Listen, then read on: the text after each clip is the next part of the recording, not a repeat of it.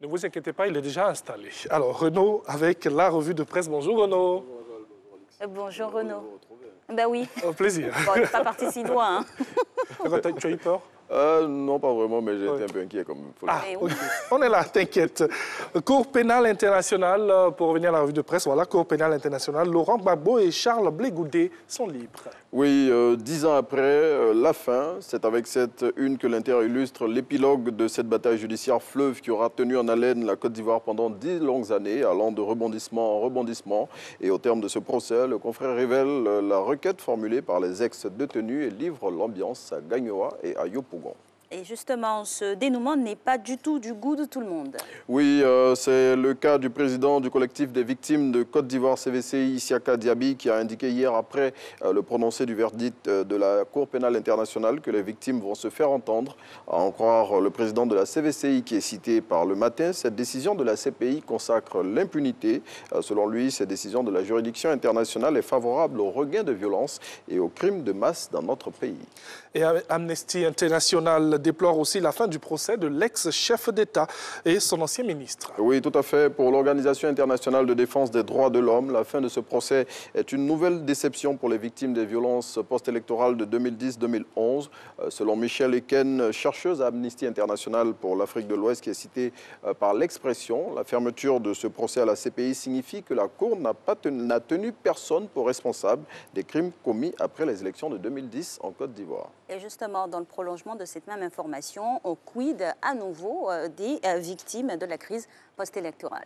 Oui, qui paye pour les 3000 victimes de la crise post-électorale? C'est la question que pose le Patriote. Selon le confrère, après la clôture du procès des deux accusés principaux dans le dossier des victimes de la crise de 2010, il faut que les responsabilités soient situées.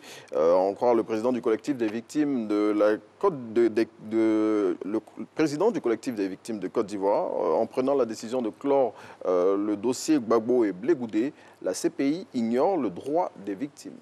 Et après l'acquittement définitif de Laurent Gbagbo et Blé Goudé, l'intelligent d'Abidjan présente les scénarios possibles. Oui, le confrère fait de la politique fiction et indique qu'après avoir triomphé de la justice internationale, deux options se présentent à l'ex-chef de l'État et son ancien ministre de la Jeunesse. Soit il se mue en apôtre de la paix et prône la réconciliation des Ivoiriens, ou à l'inverse, il s'inscrivent dans une posture revancharde.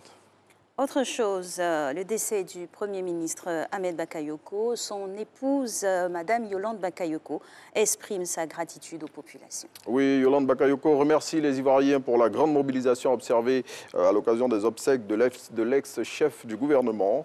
C'est sur le réseau social Facebook que l'épouse de l'ex-premier ministre a fait cette adresse en son nom et en celui de ses enfants. Elle a indiqué dans sa note avoir été très touchée par les nombreux témoignages de reconnaissance exprimés à l'égard de son défunt époux.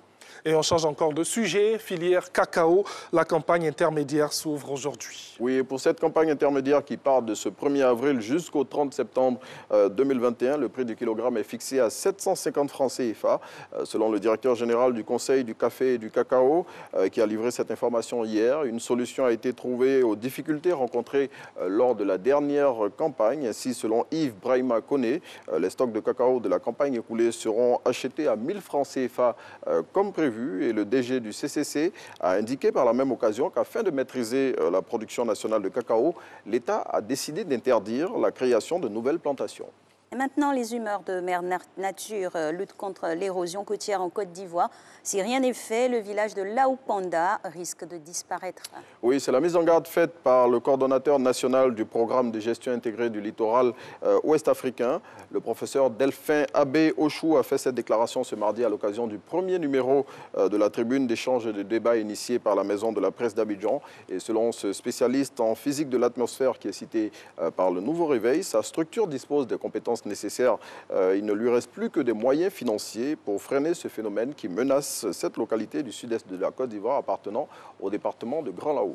Et il faut faire vite. Allez, on en vient à ce qui fait l'actualité aussi chez nous en Côte d'Ivoire. Célébration de la fête de Pâques. Le ministère de la Santé appelle à la vigilance. Oui, et à l'occasion de cette fête, de la fête chrétienne qui traditionnellement donne lieu à des processions dans les rues et qui est célébrée avec faste en pays baoulé, occasionnant de grands rassemblements de foule, le ministère de la Santé et de l'Hygiène publique recommande d'observer scrupuleusement les mesures barrières. Justement, les effets de cette célébration de Pâques, comment faire pour retenir son personnel de maison? Eh bien, la réponse à cette question se trouve dans Go Magazine de cette semaine, à l'occasion de cette fête qui est célébrée en grande pompe par la communauté baoulé. Chaque année, on assiste à un exode des populations de cette communauté vers leur village d'origine. Et parmi ces fêtards, on retrouve de nombreuses filles de ménage qui abandonnent leurs fonctions pour aller célébrer Pakinou, c'est le nom donné à cette fête par les baoulés.